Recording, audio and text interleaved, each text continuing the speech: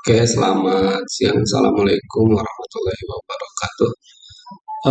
Kita ketemu lagi di matematika dasar ya. Materi hari ini kita akan belajar tentang kekongruenan dan kesebangunan ya.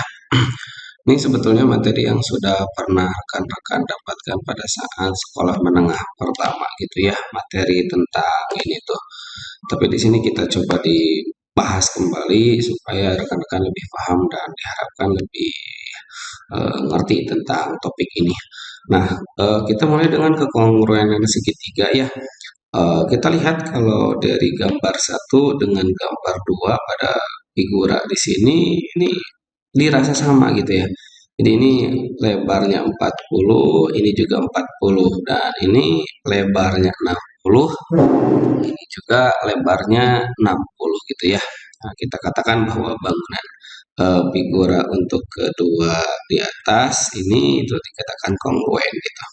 Namun kita lihat pada figura yang bawah, kalau kita lihat ini kan lebarnya 40 dan ini 80, artinya lebarnya setengah dari panjangnya. Tapi kalau bangun figura ini kita buat seperti ini, nah ini 40, ini 30. Nah, artinya lebarnya tidak setengah dari panjangnya. Maka kita katakan ini tidak kongruen juga gitu ya. Kalau yang atas ini kongruen, tapi kalau yang bawah ini tidak kongruen gitu. Kita lihat ini dua buah bintang yang tidak kongruen ya. Tidak kongruen artinya tidak sama besar. Artinya bintang yang warna pink ini lebih besar daripada bintang warna yang kuning. Pun juga tabung ini, tabung yang biru ini secara kasat mata kita lihat lebih besar daripada tabung yang kuning. Kemudian untuk gambar segi empat yang di bawah ini juga tidak kongruen ya. Meskipun sisi-sisinya perbandingannya sama, tapi sudut yang dibentuk itu tidaklah sama gitu. Maka kita katakan ini tidak kongruen. Nah, perhatikan segitiga segi empat yang warna kuning dengan yang warna hijau ini itu dikatakan kongruen gitu. Kalau dalam prakteknya biasanya dibuat lurus segitiga. Misalkan ukurannya andai ini analogi, misalkan ini 6 cm, ini 4 cm. Nah, kemudian kita buat bangunan yang ini juga sama, kita buat, kemudian masing-masing bangunan yang kuning ini kita gunting, yang ini kita gunting, dan yang ini juga kita gunting, maka ketika hasil guntingan itu dirapatkan, ditempelkan, maka akan persis sama. Maka kita katakan bangunan ABCD ini kongruen dengan FGH gitu ya. Nah, notasi untuk kongruen itu seperti tanda sama dengan, tetapi di atasnya ada nampak seperti huruf tahingga gitu ya. Jadi untuk gambar ini A, B, C, D kongruen dengan E, F, G, H ini tanda dari kongruen gitu ya. Nah, dalam penamaan seperti ini A, B, C, D, F, G itu dirasa supaya lebih mudah untuk memahaminya harus harus sesuai dengan padanannya. Jadi ketika penulisan A, B, C, D berarti sudut A berpadanan atau bersesuaian dengan sudut B, sedang sudut E, sudut B berpadanan dengan sudut F, sudut C berpadanan sudut G, sudut D berpadanan sudut H. Dan hal ini juga ingin diharapkan dapat mencerminkan panjang sisi-sisi yang sesuai. Jadi kalau ABC D berarti sisi AB dengan AB ekuivalen atau sama dengan EF gitu ya. Jadi kalau BC berarti dengan FG gitu. FG. Nah, seperti ini gitu ya. Nah, jadi ketika ada ABCD, maka sudut A sama besar dengan sudut K. Sudut B sama besar dengan sudut K. Ini sudut C gitu ya, maaf. Sudut B dengan sudut K, sudut C dengan sudut L. Sudut D dengan sudut M. Dan sisinya juga senada. Jadi kalau sisi AB sama dengan CK. Terus BC sama dengan KL. CD sama dengan LM. Terus AD sama dengan JM gitu ya. Itu juga sama supaya nanti ketika ada diharapkan susunannya ini mencerminkan perbandingan sudut dan sisi yang sama juga yang persesuaian gitu ya.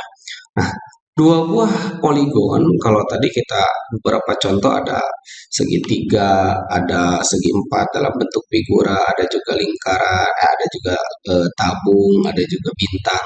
Nah, kita katakan misalkan poligon dikatakan kongruen, yaitu sama jika memenuhi dua syarat. Yang pertama, sisi yang bersesuaian itu sama panjang. Jadi sisinya kalau seandainya AB, nah ini samanya dengan JK. Kalau seandainya BC, maka samanya dengan KL. Kalau DC, berarti samanya dengan ML. Kemudian kalau AD dengan JM, artinya sisi-sisi yang bersesuaian sama. Dan yang kedua, sudut-sudut yang bersesuaian sama besar. Jadi ketika ada sudut A, berarti samanya dengan J. Sudut B samanya dengan K. Sudut C samanya dengan L. Dan sudut D samanya dengan sudut M. Itu dikatakan sama gitu ya. Sehingga kalau setiap sisi yang bersesuaian sama panjang dan sudut yang bersesuaian sama besar, maka kita katakan ABCD kongruen dengan JKLM. JKLM gitu ya. Oke, bisa dipahami yang tadi. Nah, contoh segi 4 ABCD dengan WXYZ pada gambar di bawah ini kongruen, sebutkan sisi dan sudut yang bersesuaian. Kalau sudut berarti kita lihat sudut A, ini kalau ini alfa, maka ini alfa. Kalau ini beta, maka ini beta. Kalau ini theta, maka ini theta. Kalau ini gamma, maka ini gamma juga gitu ya. Maka sudut A sama dengan sudut W, sudut B sama dengan sudut X, sudut C sama dengan sudut Y, dan sudut D sama dengan sudut Z gitu. Kemudian untuk sisi, berarti sisi AB sama dengan WX. Kemudian di sini BC sama dengan XY. Kemudian di sini DC sama dengan YZ. Dan DA, di sini DA sama dengan ZW gitu ya. Oke, bisa dipahami. Nah, kemudian kalau ada soal seperti ini, menentukan panjang sisi dan besar dua sudut yang belum diketahui. Nah, perhatikan gambar di samping ini katanya ada kata kunci. Berarti kata kuncinya itu katanya ABCD dengan PQRS kongruen. Berarti ketika ABCD kongruen dengan PQRS, berarti kan otomatis sudut yang bersesuaian tuh sama ini dengan ini dengan ini dan ini dengan ini gitu ya. Oke, kita lihat di sini. Nah, biar mudah untuk memahami, kita coba. Jadi si segitiga, si segi trapesium segi empat ini kita rubah menjadi bentuknya seperti ini supaya lebih memudahkan saja. Berarti, nah, atau tidak perlu digambar lagi, kita bisa lihat dari gambar perbandingannya gitu ya. Ini di sisi yang sudah dikatakan sudah digambarkan. Pertama tentukanlah panjang sisi AD. Berarti ini AD, terus DC, berarti AD, DC, terus QR. Oke, lihat di sini.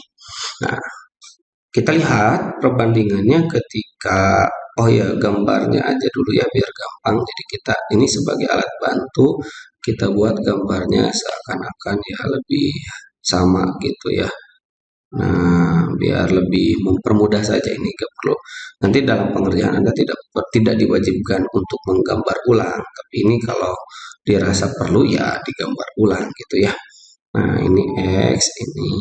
Nah, berarti ini D, ini Z. Nah, kalau ini 21, nah katanya ini sebangun ya, kongruen ya. Nah, berarti di sini itu adalah R dan di sini itu adalah S. Oke. Kemudian di sini itu adalah P dan di sini itu adalah Q. Berarti dari sini P-nya ini double, ini Q-nya double, ini SP ini 15, kemudian RS ini 16. Nah, seperti ini. Oke, nah dari sini kita kelihatan. Jadi kalau ditanyakan AD karena sebangun, oh berarti dari sini AD itu sama dengan PS, sama dengan berapa? 15. Berarti sudah untuk AD. Kemudian DC berpadannya dengan SR sama dengan 16. Berarti ini 16, ini 15. Kemudian PQ berpadanan dengan AB. PQ berpadanan dengan AB itu sama dengan berapa? 40. Berarti ini 40. Kemudian QR. QR. QR berpadanan dengan BC. QR sama dengan BC sama dengan 21. Berarti ini sudah.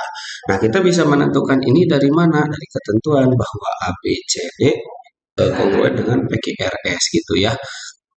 Nah, kemudian untuk yang B, jika sudut A 60, jadi jika ini 60, maka dan sudut B itu adalah 40, maka yang ditanyakan adalah berapakah sudut R dan sudut S. Nah, berarti ketika sudut A 40, tadi ketika kongruen berarti A berpadanan dengan apa? Dengan sudut P. Maka P sama dengan 60 juga. Nah, berarti ketika sudut B berpadanan dengan Q juga 40. Nah, berarti kalau kita gambarkan di sini Q-nya 40 dan P-nya ini 60. Nah, perhatikan salah satu sifat dari trapesium itu adalah kedua sisinya itu sejajar yang ini. Nah, perhatikan antara sudut Q dengan sudut R. Karena sejajar, maka di sini sudut Q ditambah sudut R itu adalah berpelurus 180, sehingga sudut R sama dengan 180 dikurangi sudut Q. Nah, 180 dikurangi sudut Q 40, maka sudut R itu 140 derajat. Jadi ini 140 derajat gitu ya. Nah, dengan cara yang sama, sudut P ditambah sudut S itu berpelurus. Oke, karena ini sejajar. Berarti dari sini sudut S sama dengan 180 dikurangi sudut P. Jadi 180 kurangi 60 sama dengan 120 derajat. Jadi ini sudut R-nya itu 140 dan ini sudutnya 120 derajat. Oke. Sampai di sini bisa dipahami ya. Nah, kemudian di sini kalau ada soal seperti ini, lagi-lagi kalau ada soal seperti ini untuk memudahkan, boleh dibuat dulu gambarnya jadi sama gitu arahnya gitu ya, biar untuk mempermudah aja. Gini nih yang biru saya buat jadi kayak gini, berarti di sini E, di sini H gitu ya.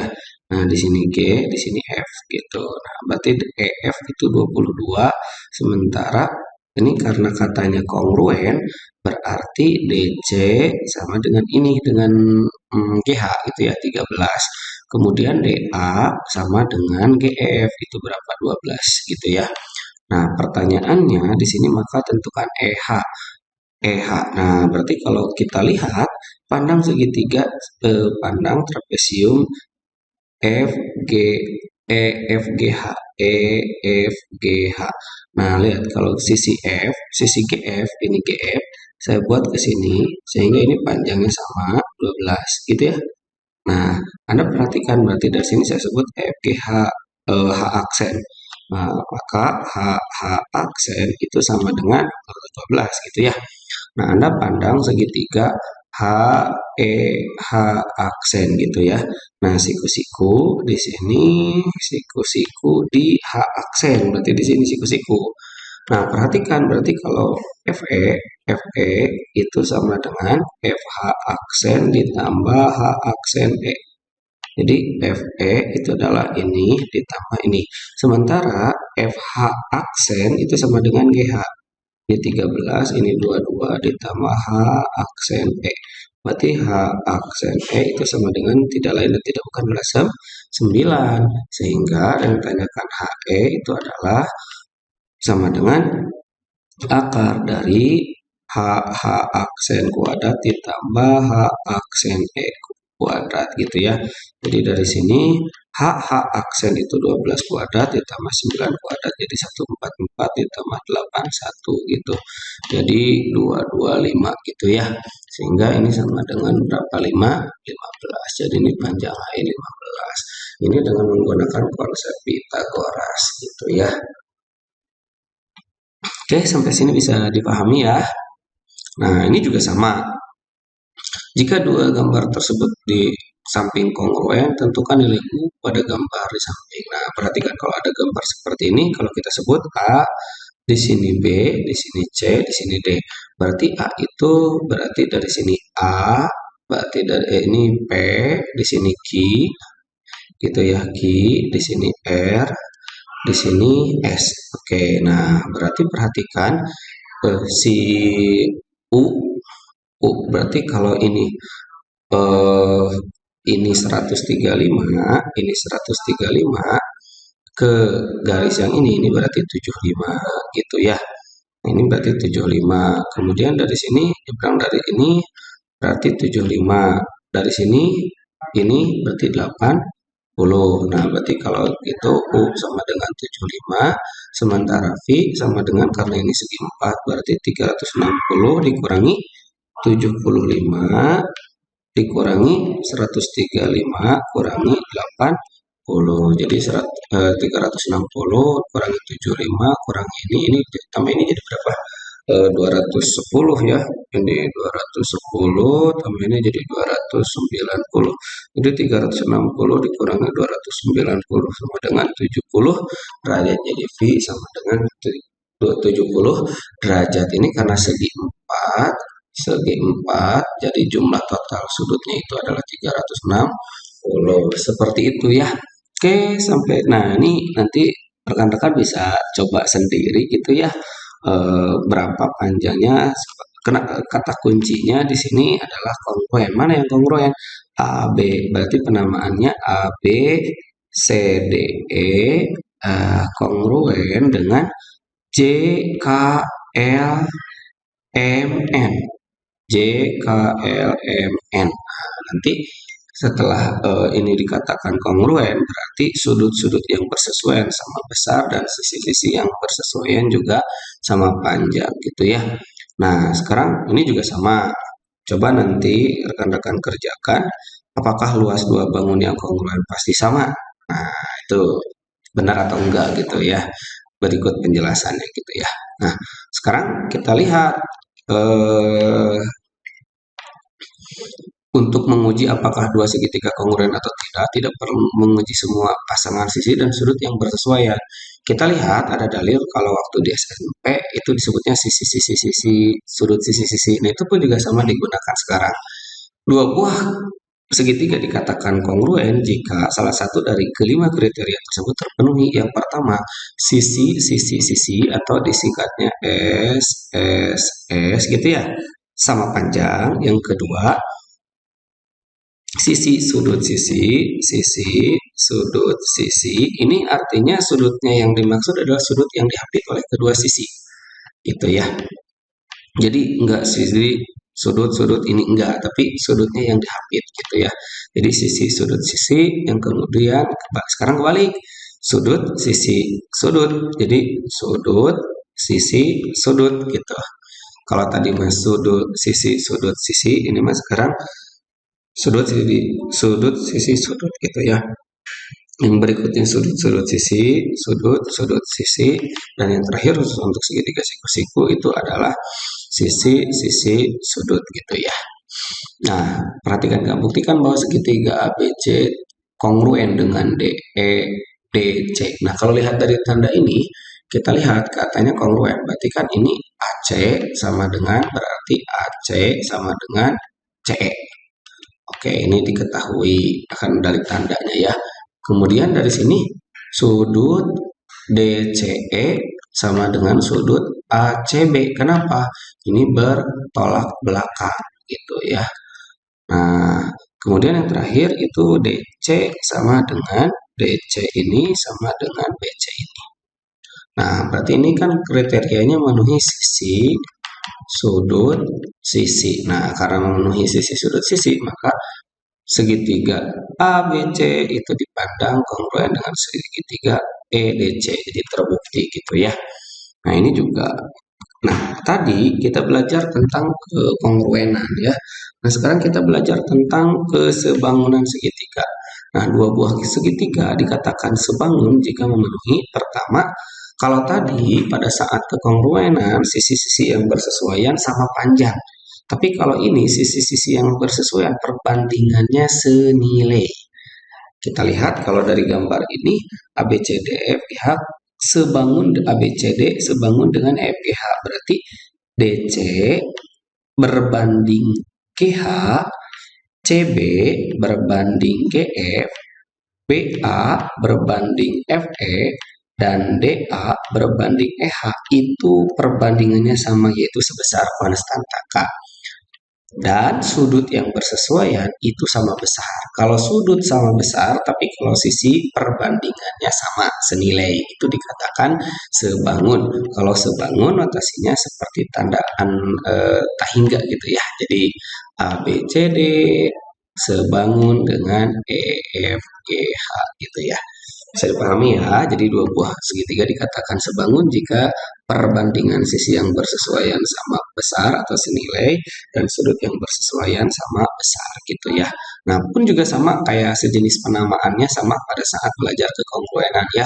Jadi susunan alfabetis dari nama suatu bangun itu memenuhi perbandingannya gitu. Nah, kita lihat, perhatikan gambar dua bangun yang sebangun. Nah, kata kuncinya sebangun. Nah, berarti kalau sebangun, tentukan sisi yang bersesuaian. Berarti dari sini ini PU dengan EJ, UT dengan JI, ETS, TS dengan IJ, IH, RS dengan GH. Kemudian ini GR, EQR dengan FG. Kemudian dari sini PQ dengan IF. Sudut yang bersesuaian. Jadi kalau ini katakan theta, ini alfa, ini beta, ini gamma gitu ya. Dan ini misalkan sudut A, ini juga sudut A, ini sudut B, ini sudut B. Nah, ini sudut yang bersesuaian gitu ya. Nah, contoh mana yang sebangun ya? Yang sebangun. Kalau kita lihat ini kan belum gambarnya belum nampak seperti ini ya. Maka kita rubah jadi gambarnya seperti ini kayak ini 4, ini 3 gitu ya. Nah, kita lihat ini 8 dengan 6. Berarti 8 per 6 sama gak dengan 12 per 8 gitu. Ini kalau disederhanakan bagi 2 jadi 4 per 3, ini dibagi 4, 4 dibagi 3, ini 4, ini nggak bisa. Berarti bangunan 1 tidak sebangun dengan bangunan 2. Nah, coba kita lihat bangunan 2 dengan bangunan 3. Bangunan 2 berarti dari sini semua sudutnya sudah sama besar ya karena siku-siku. Sekarang ini berapa lebarnya? 6. Lebarnya di sini berapa? 3. 6 per 3. Di sini lebarnya berapa? Panjangnya berapa? 8. Di sini panjangnya berapa? 4. Sama gak? Sama, sebesar konstanta 2. Oh, berarti sudutnya juga jelas sama gitu ya. Nah, ini jelas sama, maka kita katakan bangunan 2 ini sebangun dengan bangunan 3 gitu.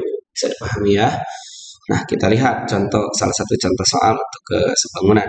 Tentukan bangunan ABCD sebangun dengan EFGH. Nah, biar gampang, jadi yang si ABCD-nya saya buat seperti FGH gitu ya. Jadi kita rubah ini sebagai salah satu cara supaya bidang tilikan kita lebih mudah gitu ya.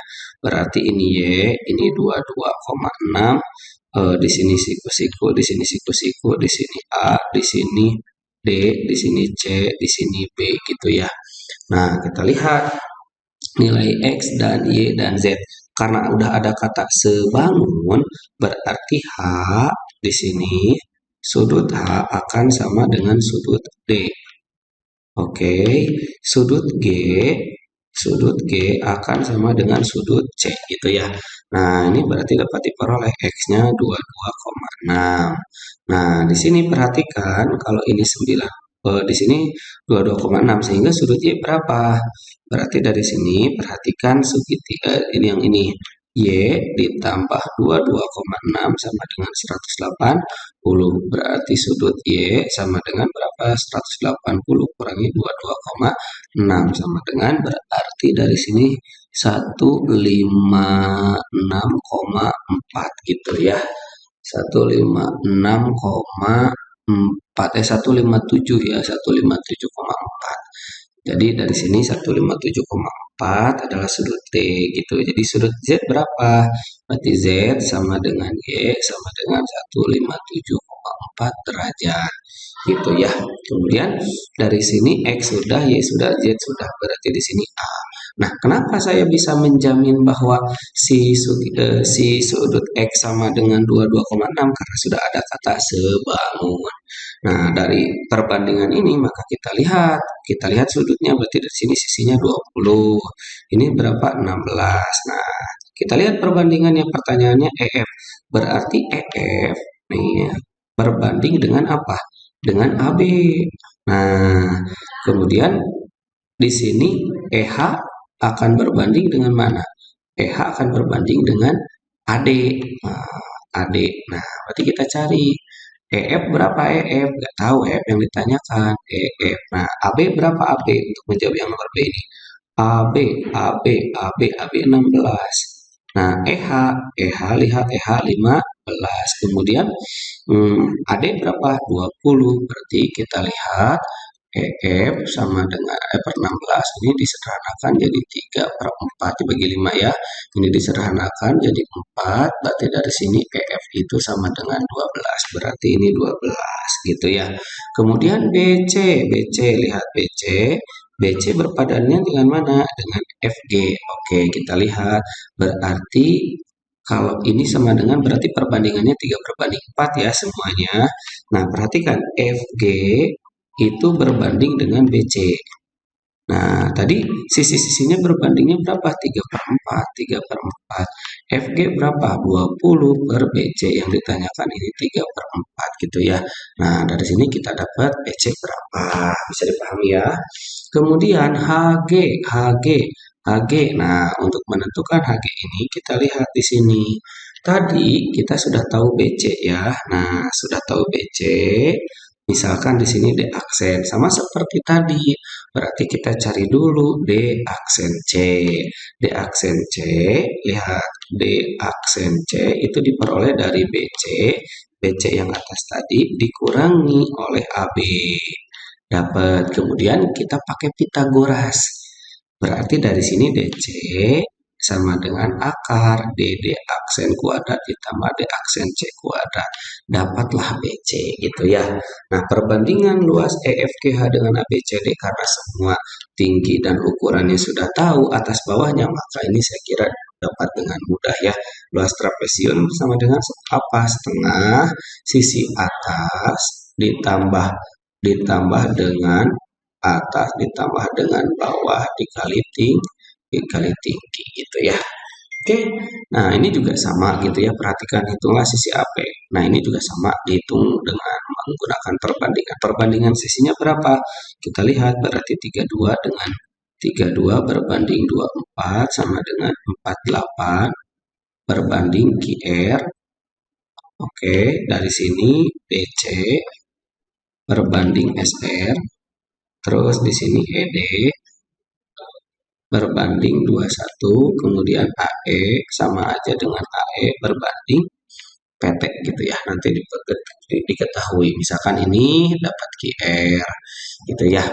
ED mana ED-nya? Oh, ini dengan ini dapat ED gitu. Nah, kemudian dari sini ED sudah dapat, QR sudah dapat. Nah, berarti AE juga nanti dapat ya. Oke, sampai sini bisa dipahami ya. Ini juga sama. Nah, kecuali nanti pada saat menentukan sudut sebangun yang berbentuk segitiga siku-siku diperoleh rumus baru gitu. Kalau waktu SMP ini disebutnya ya air mancur gitu ya. Jadi kayak AB. Jadi AB kuadrat sama dengan ini dikali ini gitu. Jadi BD dikali BC. Kemudian untuk AC